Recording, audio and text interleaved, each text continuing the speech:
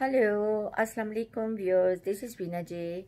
I'm a USC certified laser technician, skincare specialist and makeup artist.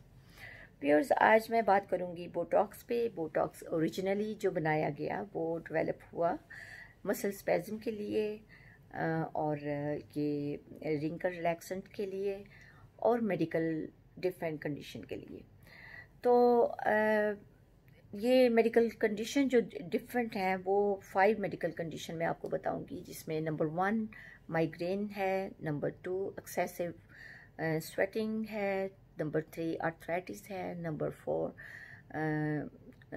ये अनलार्ज prostate glands हैं, number 5 ये obviously जो wrinkle premature wrinkles हैं।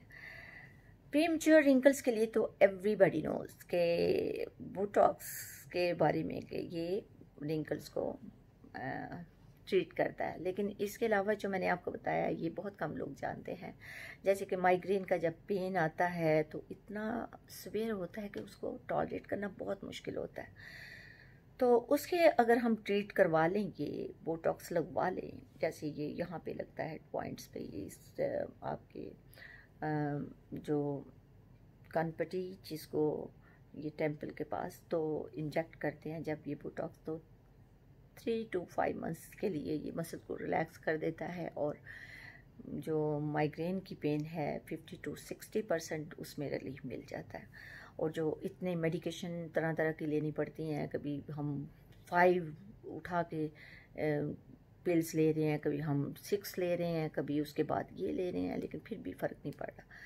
तो व्यूअर्स, अगर किसी को ये प्रॉब्लम है तो प्लीज़ अपने आसपास भी अपने लोगों से डिस्कस करें और उनको ज़रूर ये इन्फॉर्मेशन दें कि माइग्रेन के लिए भी ये बोटॉक्स काम बहुत अच्छा करता है। नंबर 2 ये जो एक्सेसिव स्वेटिंग होती है उसके लिए अक्सर लोग आप देखते हैं कि बेचारे एम्बैरेस फील करते हैं जब वो बैठते हैं चंद लोगों के साथ, तो कितनी एम्बैरेसमेंट उनको होती है जब वो स्वेट कर रहे होते हैं, स्मेली होती है।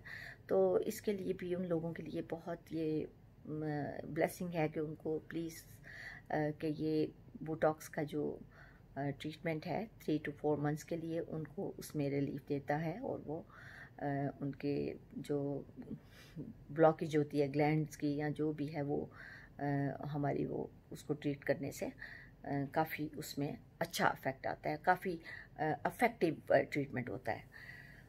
आर्थराइटिस के लिए भी बहुत इफेक्टिव ट्रीटमेंट है, ये भी 3-4 मंथ्स वही एक ही उसकी है जो जितना टाइम ये रहता है इसका इफेक्ट। तो पेन जो है, क्योंकि ये आर्थराइटिस का पेन जो है ये एक ओवर एक्टिव पेन है जिसको टॉलरेट करना बहुत मुश्किल होता है। तो इसका भी बोटॉक्स जो है बहुत ही अच्छा इसका इफेक्टिव ट्रीटमेंट है। और इसका जो ट्रीटमेंट है एक्चुअली, इसको आप कहेंगे कि इसका क्या लगाते ही ठीक हो जाता है? नहीं, इसको 4 to 5 डेज़ लगते हैं, सम टाइम 10 डेज़ भी लग जाते हैं उसको उसके इफ़ेक्ट नज़र आने में। अगर आप रिंकल्स की बात करते हैं तो 4 डेज़ में भी आपको पता चलना शुरू होता है कि थोड़ा फ़र्क पड़ गया, अगर आपने फोरहेड पे लगाया है या नेक पे लगवाया है, या आपने तो अगर आपने माइग्रेन के लिए लगवाया है वो भी मसल रिलैक्स होने में कुछ दिन लगते हैं, तो उसके बाद माइग्रेन भी आपका इतना होगा गया जिससे आप टॉलरेट कर लें। तो इसके अलावा मैं आई थिंक ये अगर कोई ये जाते हैं आप यहाँ अपने लाइंस के लिए, लेमन के लिए, या कोई डीप लाइंस हैं, यहाँ पे कुछ लोगों के एक्सप्रेशन लेंस होती हैं, तो उनको जब आप ट्रीट करवाते हैं तो ये इस बात का ज़रूर ख्याल रखें कि ये डॉक्टर्स यहाँ पे पाकिस्तान में मैंने ख़ास तौर पे देखा है कि वो आपसे डिस्कस नहीं करते। चाहे आप मेडिकल की कोई कंडीशन के लिए भी उनके पास जाते हैं तो वो आपको कोई साइड इफ़ेक्ट नहीं बताते आपको। इवन समटाइम मैं पूछती भी हूँ तो उसको वो इरिटेट फील करते हैं कि आप क्यों क्वेश्चन कर रहे हैं। तो आप प्लीज़ उनसे क्वेश्चन करें, क्योंकि यहाँ पे हमने आदत ही नहीं डाली उनको कि उन्होंने हमें एजुकेट करना है। उनके पास हम ट्रीटमेंट के लिए गए हैं तो वो हमें बताएं कि इसके साइड इफ़ेक्ट्स क्या हैं, इसको आपको कितने दिन लगेंगे ठीक होने में, और इसका आपको क्या बेनिफिट मिलेंगे। तो इस तरह जब आप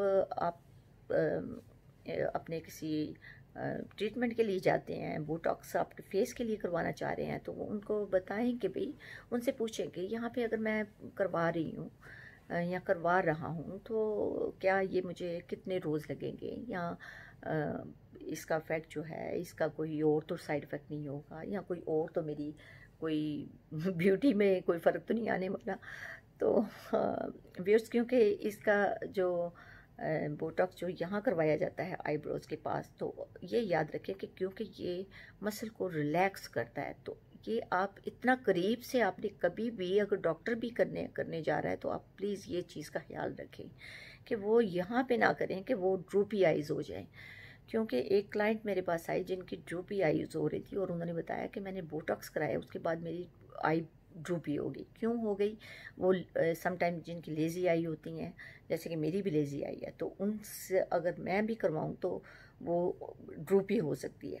तो इसलिए आप अगर जाएं तो ये पूछें उनसे कि आइज़ के कोई इफ़ेक्ट तो नहीं होगा मेरी आइज़ पे, तो नहीं वो, क्योंकि बाहर इस तरह नहीं करते, लेकिन यहाँ पे आप अगर जाके कहते हैं कि मेरी ये लाइंस आ रही हैं बिल्कुल आईब्रोज के पास, तो यहाँ लगा दो, वो लगा देंगे।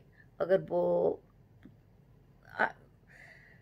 सब डॉक्टर्स भी एक जैसे नहीं हैं, लेकिन ज़्यादातर मैंने ये देखा है कि आजकल बिज़नेस ज़्यादा है और केयर कम है, तो इसलिए आप प्लीज़ ऐसे डॉक्टर के पास जाएं जो बिज़नेस भी कर रहे हैं और केयर भी कर रहे हों।